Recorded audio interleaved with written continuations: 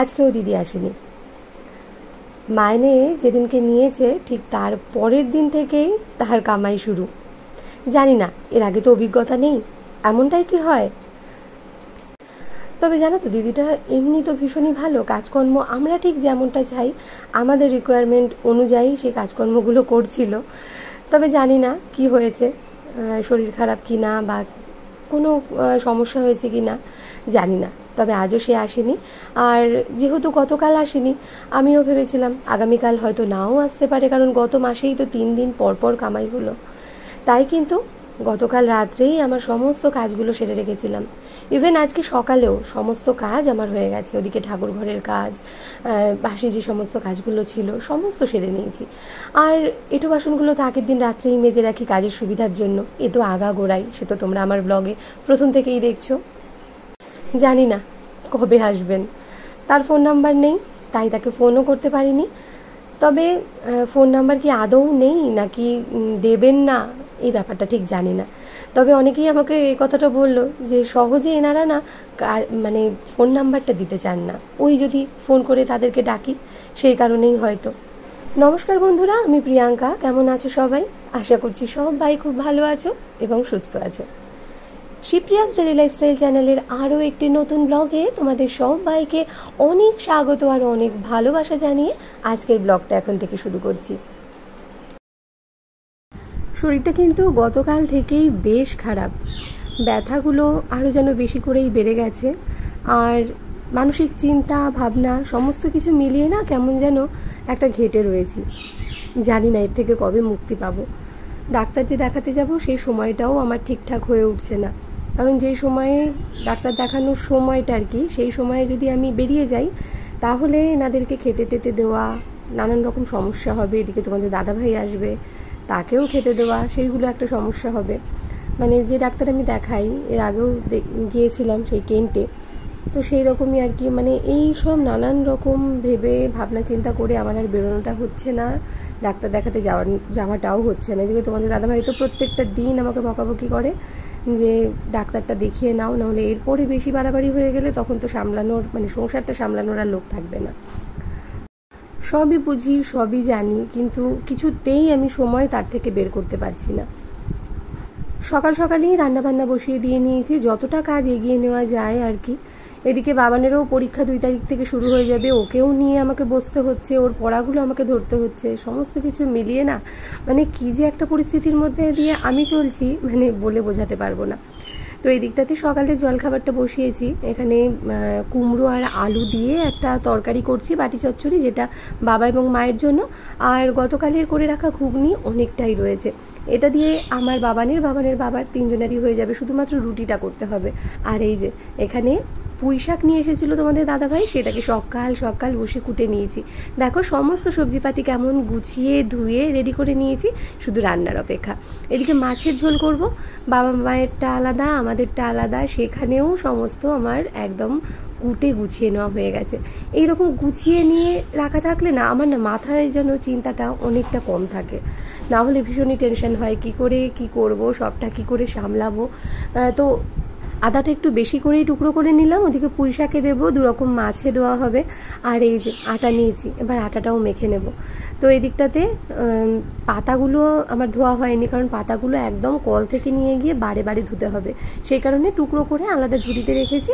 আর এখানে চালটা ভিজিয়ে রেখেছি, চালটা ধুয়ে নেব। আর এই যে এখন গরমের সবজি সজনে ডাঁটা, যতদিন না শেষ হবে ততদিন খেতেই হবে। নিজেদের কাছের তো খেয়েইছি, এখন আশেপাশে যাদেরই বাড়ি থেকে হচ্ছে না কেন সবাই দিয়ে যাচ্ছে। তো এই আজকেও সকালে দিয়ে গেল মাসি, রাখা থাক, আবার এটা আগামীকাল রান্না করে নেব।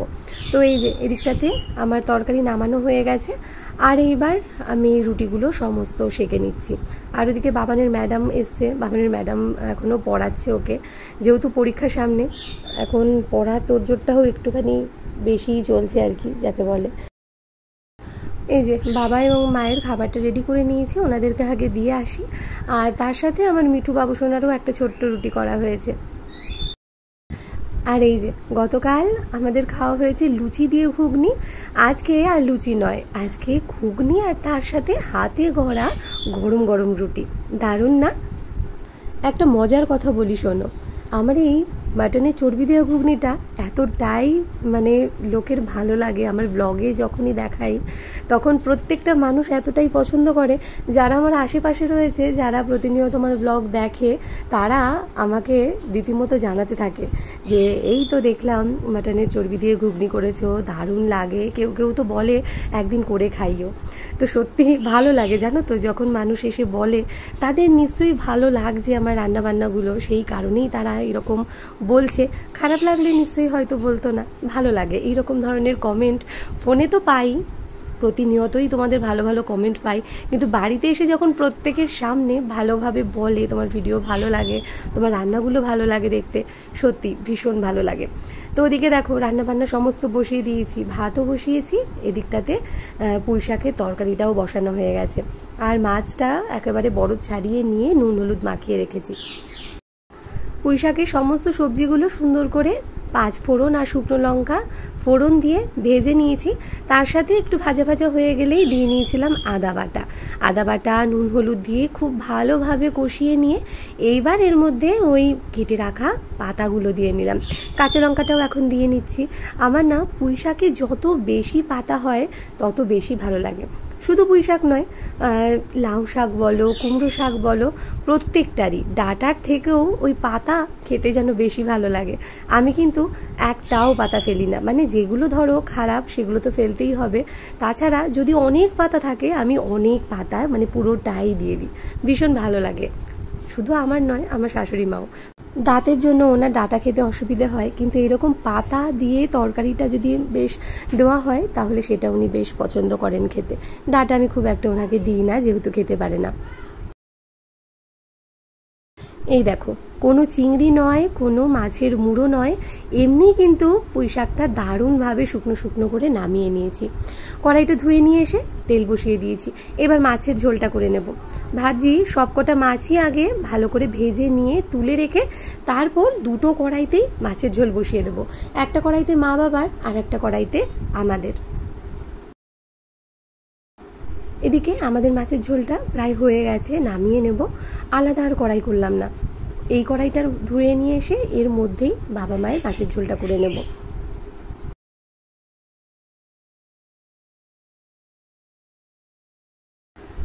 ঘড়িতে এখন বাজে 2:32। আজকে বাবানের পড়তে যাওয়া রয়েছে, দুপুর 3টে থেকে পড়া আর কি।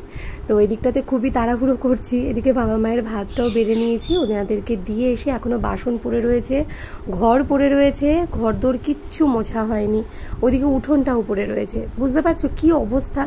জানি না কি করে কি যে আমি সারতে পারবো, এখনও নিজে কিচ্ছু জানি না।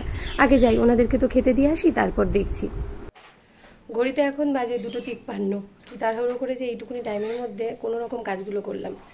তো চলো এই যে দিয়ে আসি, এসে তারপর কথা বলছি। গতকালকে শরীর খারাপ নিয়েও প্রচুর কাজ করেছি, সমস্তটা সামলেছি। তারপরে বাবানকে সেই যে দুপুরবেলা পড়তে দিতে গেলাম, তারপর থেকে আমি আর ভিডিও অন করতে পারিনি। শরীরটা এতটাই খারাপ লাগছিল যে কি বলবো। তোমাদের দাদাভাই আসার পর থেকে ওকে খেতে দিয়ে আমি নিজে তো খাইনি, সারাটা দুপুর কিচ্ছু খাইনি, মানে ইচ্ছেই করছিল না। তারপর রাত্রেবেলায় 2টো ভাত করেছিলাম, শুধুমাত্র রাত্রেবেলায় গিয়ে 2টো ভাত খেয়েছি। ঘরে ব্যথারই ওষুধ ছিল জিরোডল এসপি, তো সেইটা খেয়ে রাত্রেবেলায় ঘুমিয়েছি। আজকে সকালবেলা শরীরটা মোটামুটি ঝরঝরে রয়েছে, মোটামুটি ব্যথা নেই। এই ওষুধটা খাওয়ার পর না 3-4 দিন আমি ভালো থাকি, খুব একটা ব্যথা থাকে না, তারপর থেকে আবার শুরু হয়। তো যাই হোক, সকালবেলার কাজকর্ম, সারাদিনের কাজকর্ম, শরীর খারাপ ভালো মন্দ এই সমস্ত দেখে তো আর বন্ধ হয়ে থাকবে না, সমস্তটাই সারতে হবে। তো ওদিকে সমস্ত সারা হয়ে গেছে। এইবার স্নানটাও সকাল সকাল সেরে নিয়েছি। সকালে স্নানটা সেরে নিলে না মানে শরীরটা বেশ ফ্রেশও লাগে, মনটাও ফ্রেশ লাগে। ভেবেছিলাম কাচাকুচিগুলো আজ বরঞ্চ থাক, 2টো দিন যাক, তারপর করে নেব। তারপর দেখলাম যে না, এখন ভিজিয়ে না নিলে 2-3টে দিন বাদে আবারও শরীরটা বেশি খারাপ লাগবে, তখন হয়তো আবার পারবো না। তাই সকাল সকাল এদিকটাতে কিছুটা ভিজিয়ে রেখে দিলাম। আর চুলগুলো ভেজা, সেগুলো একটুখানি শুকিয়ে নেওয়ার চেষ্টা করছি। এই যে এখন বেঁধে নেব, সারাদিন চুলটা বাঁধা অবস্থায় থাকবে। ওই ভেজা চুলই দুপুরে আবারও যখন স্নান করব আবারও ভিজবে। এই করে করেই তো চুলগুলো একদম নষ্ট হয়ে গেল। কিছু করার নেই, মাথা ভিজিয়ে স্নান না করলে আমার যেন শরীরটা ঠান্ডাই হয় না। চুলটা ছেড়ে যে খানিক্ষণ শুকিয়ে নেব তারও কোনো উপায় নেই, কারণ সেই বসার সময়টুকুই আমার নেই। তবুও তার মধ্যে থেকে না ওই চা খাওয়ার খানিকটা সময় আমি বার করে নিই। একটু বসে সকালবেলায় চা না খেতে পারলে না যেন এনার্জি পাই না, তাই একটু বসে চা খেয়ে নিয়ে তারপর কাজগুলো আমি সমস্ত শুরু করি। এদিকে ঘরের কাজ কিন্তু এখনও আমি হাত দিইনি। এই দেখো, গতকাল রাত্রেবেলায় যে সমস্ত বাসনগুলো মেজে ঘষে রেখেছিলাম সেইগুলো এখন তুলে নিচ্ছি। এই 1 মাস যাবৎ এই সকালে বাসন গোছানোর দায়িত্বটা কিন্তু ছিল না, কারণ সমস্ত এঁটো বাসন সেগুলো তো বাইরেই রাখা থাকতো। দিদি মাজতো, তারপর শুকিয়ে গেলে সেইগুলো ওই সকালে জলখাবার হয়ে যাওয়ার পর আমি গুছিয়ে নিয়ে রান্না বসাতাম। কিন্তু ওই যে দিদি আসছে না, আর এখন 7:30 তো কখন বেজে গেছে, 7:45 বাজে প্রায়। দিদি যে আসবে না সে তো পুরো বোঝাই যাচ্ছে। আজকেও আমাকে সমস্ত সেরে রাখতে হবে, আগামী দিন যদি না আসে। এই ভয়েই না কাজগুলো আমাকে করে করে রেখে দিতে হচ্ছে। ওই দিদির মনে যে কি আছে সত্যিই কিছুই বুঝতে পারছি না, জানি না আদৌ কাজ করবেন তো। আমার তো মনে যেন কু ডাকছে। আজকে বাবানের সকালে পড়া নেই, বিকেলে পড়া রয়েছে, তাই সকালবেলায় ভাবলাম চাদরটা তুলেই নি, বেশ নোংরা হয়েছে। আর ওই যে বললাম শরীরটা আজ একটু ভালো রয়েছে, 2-3 দিন বাদে আবার দেখা গেল শরীরটা খারাপ হতেও পারে। তাই শরীর যখন ভালো আছে তাহলে কাজকর্মগুলো বরঞ্চ আগের থেকে করে নিই। এই যে বিছানার চাদর পাতা হয়ে গেছে, ঘরদোর এইবার ঝাড় দিয়ে নিয়ে সকালের জলখাবারটা বসাবো। ঘরে চাদরটা বদলাচ্ছিলাম বলে বাবানকে বাইরে পড়তে বলেছিলাম, এইবার ও ঘরে চলে আসবে। আর এই যে বাইরের বিছানার চাদরটাও একেবারেই চেঞ্জ করে নিলাম। দারুণ লাগে জানো তো আমার এই বিছানার চাদরটা, সত্যি ভীষণ সুন্দর। আর নতুন কাঁচা চাদর পাতলে সত্যি ভালোই লাগে। প্রতিটা দিন গ্রিলগুলো এভাবে বারুন দিয়ে ঝাড়তে থাকি, আর প্রতিটা দিন জানি না কোথা থেকে মাকড়সার ওই যে সুতো সুতো ঝুলগুলো পড়ে, তাতে করে ভীষণ নোংরা হয়, ভালো লাগে না দেখতে। তো প্রতিটা দিন যখনই ঘর ঝাড় দিই তখন প্রত্যেকটা ঘরের গ্রিলগুলো এইভাবে বারুন দিয়ে ঝেড়ে নিই, তাতে করে ওই যে আলগা ধুলোগুলোও যেগুলো পড়ে না বেশ পরিষ্কার হয়ে যায়। ফাইনালি আজকে আমার এই ছোট্ট ঘরটাতে আসার অনুমতি পেয়েছি। আসলে তোমাদের দাদাভাই যে দুর্গা ঠাকুরটি বানাচ্ছিল তার মোটামুটি একটা যেটুকুনি রেডি করার সেটা করা হয়ে গেছে। এখন ঘর মোটামুটি ফাঁকা, তবে এদিক সেদিক অনেক নোংরা কাগজপত্র এটা সেটা সমস্ত ছড়িয়ে রেখেছে। এখন সেগুলো পরিষ্কার করার দায়িত্ব এই আমার ওপর। ঘরে ঢুকতে দেবে না, অথচ ঘরের কাজকর্মগুলো কিন্তু আমাকে দিয়েই করাবে। তো যাই হোক, ভাবলাম ওগুলো যখন পরিষ্কারই করব, ঘরের এই ড্রেসিং টেবিলটা অনেক দিন মোছা পরিষ্কার করা হয় না, ওই 1 সপ্তাহ আগে হয়তো করেছিলাম, সেটাও তোমাদের সাথে শেয়ার করেছিলাম। তো আজকে এটা একটু পরিষ্কার করে নিই। আলগা ধুলো পড়তে থাকে, যদিও বা ঘরটা আমার দরজা জানলা সবসময়ই বন্ধ থাকে। এই ঘরের জানলাগুলো তোমাদের দাদাভাই পর্যন্ত খুলতে দেয় না, তাই ধুলো ময়লা যে খুব একটা পড়ে তা নয়, মাঝে মধ্যে এসে একটু হালকা সুতির কাপড় দিয়ে মুছে নিলে বেশ পরিষ্কার থাকে। এই দেখো কত কাগজপত্র কেটে কেটে ঘরে যে জমা করেছে সেইগুলো সমস্ত এখন ঝাড় দিয়ে পরিষ্কার করে নিতে হবে। আমার তো ভীষণ গায়ে ছাড় দিচ্ছিল এই 2 দিন ধরে, যে ঘরটা কি করে রেখেছে কে জানে। সেগুলো পরিষ্কার করতে আমার বেশ বেগ পেতে হবে। তো যাই হোক, ফাইনালি আজকে ঘরটা পরিষ্কার করে নিলাম। তবে এখনই মুছছি না, বেলায় এসে যেমন মুছি তেমনই মুছে দিয়ে যাব। ঘর পরিষ্কার তো হলো, এবার মা দুর্গাকে কেমন রূপ দিয়েছে সেটাও তোমাদের একবার দেখিয়ে নিই। আগে যারা দেখেছো আমার ভিডিওতে, এই মা দুর্গা মেলা থেকে যখন এনেছিলাম তখন কিন্তু এত সুন্দর ওপরের ডিজাইনটা ছিল না। দেখো এগুলো কাগজ কেটে চুমকি দিয়ে আঠা দিয়ে লাগিয়ে তারপর সেটাকে সুন্দর করে রং করেছে। আর মা দুর্গার হাতে ত্রিশূল ছিল না, নাকি ন্যাড়া ন্যাড়া লাগছে, তাই একটা ত্রিশূল বানিয়ে মায়ের হাতে দিয়ে নিয়েছে। আসলে ক্রিয়েটিভ মানুষ আমার এই বড়মশাই, তার সমস্ত গুণগুলোই কিন্তু আমার বাবানের মধ্যেও এসেছে। আমার বাবানেরও ক্রিয়েটিভিটি এখন থেকেই নজর কাড়ে। তো সমস্তটাই ওর বাবার জন্য, ওর বাবার থেকেই জিনগতভাবেই আমার বাবানের মধ্যেও এইসব গুণগুলো এসেছে। ভালো জানো তো, ঘরে বসে নিজের মতন সময় বাজে নষ্ট না করে এই যে সুন্দর করে তোমাদের দাদাভাই এই কাজগুলো করে, আমার কিন্তু বেশ লাগে।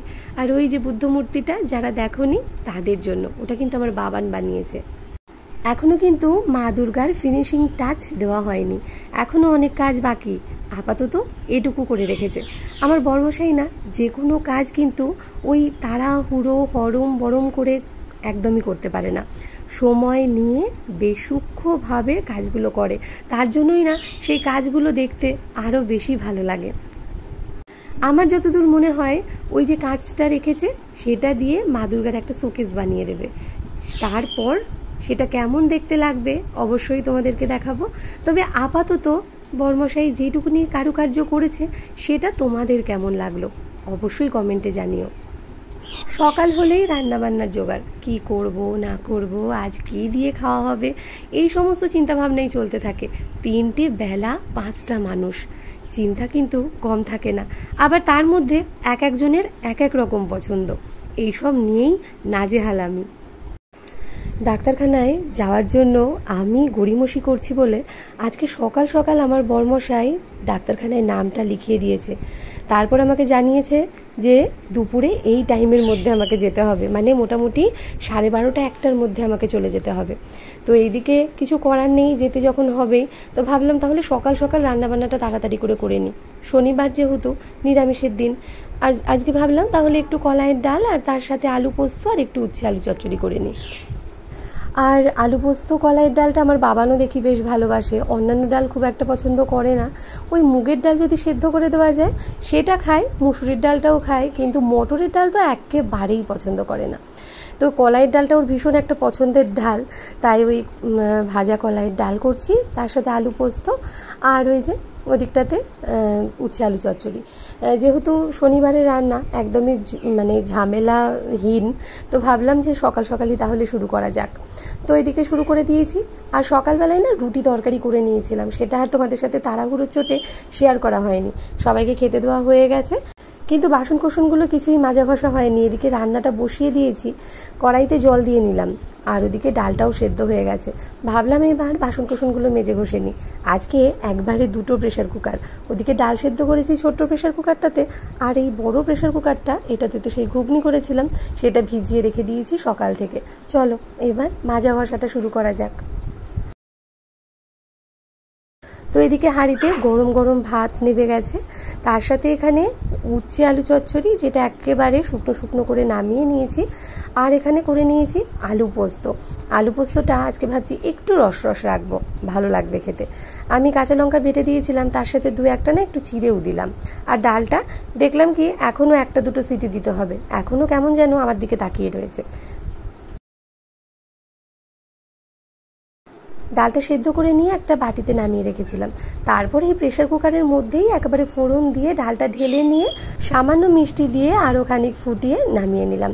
এই ডালের মধ্যে আজকে কিন্তু একেবারেই আদা বাটা দিইনি, শুধুমাত্র গোটা তেজপাতা, শুকনো লঙ্কা আর 5 ফোড়ন দিয়ে নিয়েছিলাম, ব্যাস। এটা দিয়ে যা সুন্দর গন্ধ বেরোচ্ছে না কি বলবো। আমাদের বাড়িতে অনেক মানুষ, তার জন্য সারাক্ষণে কিছু না কিছু কেউ না কেউ বলতে থাকে, আর আমরা সবাই না আনন্দ করে গল্প গুজব করে কাজকর্ম করতে থাকি, যার জন্য সত্যি ভীষণ সুন্দরভাবে আমার কিন্তু দিনটা কেটে যায়। আমি এক এক সময় ভাবি আমার বাড়িতে যারা রয়েছে তারা যদি না থাকতো, জানি না আমি কিভাবে একা একা থাকতে পারতাম। বাড়িতে এত মানুষ আছে, সারাটা দিন গল্প গুজব হই হুল্লোড় করতে করতে কিভাবে যে সময় কেটে যায় নিজেও টের পাই না। এদিকে আমাদের ডাব গাছের ডাব পাড়া হচ্ছে, অনেক ডাব হয়েছে গাছে। আর আমাদের এই ছোট্ট গাছটা না মনে হয় হাজারই নারকেল, প্রচুর ডাব হয়। নারকেল আমরা করি না, কারণ ওই ডাব যখনই একটু বড় হয়ে যায় তখনই না মানে জল এত বেশি হয় যে ওপর থেকে পড়ে ফেটে যায়, আর সেই কারণেই না আমাদের নারকেল আর হয়ে ওঠে না এই গাছটাতে। তাই যখনই ডাবটা মোটামুটি একটু বড় সাইজের হয় বাবা বিক্রি করে দেয়। এদিকে রান্নাবান্না সারা হয়ে গেছে, তোমাদের দাদাভাই কালেকশনের পথে এসেছে আমাকে ডাক্তারখানায় নিয়ে যাওয়ার জন্য। তো এদিকে আমিও রেডি হয়ে নিচ্ছি, আর ও আমাকে নামিয়ে দিয়ে ওর কাজেও চলে যাবে। আজকে ওর জেদের কাছে আর পেরে উঠলাম না। বাইরে কি রোদ বুঝতে পারছো, দেখো একদম রোদ যেন চকচক করছে। একদিকে ভালোই হয়েছে, এতটা রাস্তায় বেরিয়ে তারপর ওই মোড়ের মাথা থেকে টুকটুকি, আর এই যে আমার সারথি রয়েছে, আমার সারথি আমাকে ডাক্তারখানায় পৌঁছে দিয়ে আসবে। যাই হোক, ওদিকে ডাক্তার দেখানো হয়ে গেছে, অনেক রকম ওষুধ দিয়েছে, সেগুলো তো খেতে হবে নিয়ম করে। আর এই যে ফেরার পথে একটা টুকটুকি নিয়ে নিলাম, যদিও বা খুব একটা দূরে নয় আমাদের এই ডাক্তারখানা, তবুও ওই রোদের সময় না ভীষণই কষ্ট, যদিও বা ছাতা নিয়েছিলাম, তাও একটা টুকটুকি করে নিলাম। তাড়াহুড়োতে কিছু না খেয়েই বেরিয়ে গিয়েছিলাম, বাড়ি এসে দেখছি বড্ড খিদে পেয়েছে, তাই চটপট একটু বাদাম আর তার সাথে চিড়ে ভেজে নিলাম। বাদাম আর চিড়ে ভাজা খেতে আমার বেশ ভালো লাগে, তবে এর মধ্যে যদি একটুখানি কালো জিরে আর জিরে ফোড়ন দিয়ে তার সাথে একটু কাঁচা লঙ্কা আর পেঁয়াজ ভেজে নেওয়া যায়, আর নামানোর আগে একটু লবণ আর মিষ্টি, ব্যাস দারুণ লাগে খেতে। তবে আজকে যেহেতু শনিবার, পেঁয়াজ তো একেবারেই দেওয়া যাবে না, তবে আমি ওই শুধুমাত্র অল্প একটু চিনি আর লবণ দিয়ে বাদাম বেশ অনেকটা দিয়ে চিড়ে ভেজে নিয়েছি। দুটো খেয়ে নিই, তারপর সবাইকে আবার খেতেও দিতে হবে। ভাবলাম কি বেশ টাটকা সুন্দর পটল রয়েছে, তাহলে গরম গরম দুটো ডালের পাতে ভেজে দেওয়া যাক। নিজেরই খুব একটা ভালো লাগছে না শুধুমাত্র আলু পোস্ত আর ওই উচ্ছে চচ্চড়ি ডাল দিয়ে খেতে দেবো, তাই ভাবলাম একটু পটল ভেজে নিই। আর আমার শাশুড়ির মা, উনি তো আবার আলু পোস্ত খান না, শুধু শুধু ডাল দিয়ে আলু সেদ্ধ দিয়ে খাবে, সেটাও ভালো দেখায় না, তাই একটু গরম গরম পটল ভেজে নিচ্ছি। ওনাদেরকে দিয়ে নিয়ে আমি ওদিকে স্নান করতে যাব। যদিও সকালে একবার স্নানটা সেরেছি, কিন্তু এখন দুপুরবেলায় একবার স্নান না করলে না একেবারেই ভালো লাগবে না। তো এই যে ভাত এখানে বেড়ে নেওয়া হয়ে গেছে, চলো ওনাদেরকে দিয়ে নিই। তো আজকের ব্লগটা না এখানেই শেষ করছি, আর ভালো লাগছে না, শরীরটা ভীষণই ক্লান্ত লাগছে। তাহলে রাখি, আগামীকাল আসবো নতুন কোনো একটি ব্লগের সাথে। সবাই ভালো থেকো, সুস্থ থেকো, অলওয়েজ হ্যাপি থেকো, আর হ্যাঁ আমায় মনে রেখো, আমার ভিডিওর অপেক্ষায় থেকো।